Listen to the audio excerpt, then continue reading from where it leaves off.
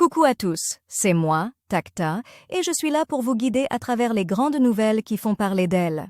Classement WTA, Loïs Boisson intègre le top 50 pour la première fois, Diane Paris sortie du top 100.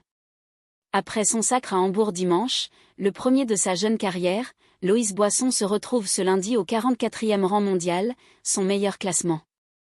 La seule éclaircie bleue, car aucune autre Française ne figure dans les 95 joueuses les mieux classées. Loi Duplon sur l'agriculture. La pétition à plus d'1 million de signatures a été instrumentalisée, accuse le sénateur LR qui l'a portée. Alors que la pétition citoyenne dépassait 1,2 million de signatures lundi matin, un débat à l'Assemblée se dessine, même si la loi, qui réintroduit, sous condition, un pesticide controversé, ne pourra pas être abrogée.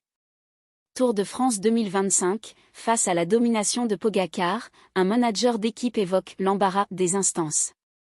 À moins d'une semaine de l'arrivée à Paris, la domination de Tadej Pogacar éveille le soupçon. Un manager d'équipe a du mal à croire à la belle histoire et estime que tout cela finira mal. Vieille charrue, fin de carrière, pluie, mais succès retrouvé pour le festival breton. Après une fréquentation historiquement basse l'an passé, le festival de Carex a retrouvé son public. Paris, l'enfant de 3 ans écrasé par un camion poubelle est décédé. Dimanche en fin d'après-midi, l'enfant traversait sur sa trottinette un passage piéton dans le 12e arrondissement de la capitale, quand il a été percuté par un camion benne. L'enquête s'oriente vers la piste du drame familial.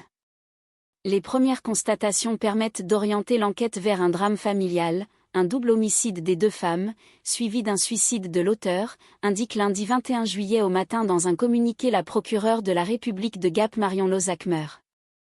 Martin Solveig a pris sa retraite après ce dernier concert aux Vieilles Charrues bien à sa manière. Pour ses adieux au public, le DJ de 48 ans a clôturé son set sur l'un de ses tubes emblématiques. Stellantis annonce une perte nette de 2,3 milliards d'euros et accuse les premiers effets des tarifs douaniers. Le groupe désormais dirigé par Antonio Filosa explique ses mauvais résultats par l'effet des tensions commerciales et une période de transition dans son offre de véhicules. Météo. Un violent orage cause des dégâts la nuit dernière en Occitanie. De violents orages ont émaillé l'Occitanie cette nuit. L'Europe boursière sous le signe de l'incertitude.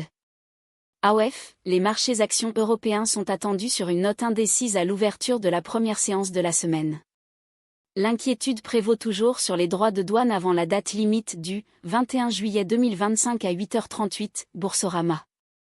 Et voilà pour aujourd'hui, les joyeux lurons. Je vous souhaite une soirée aussi épique que vos réactions devant l'actualité. À demain pour de nouvelles aventures.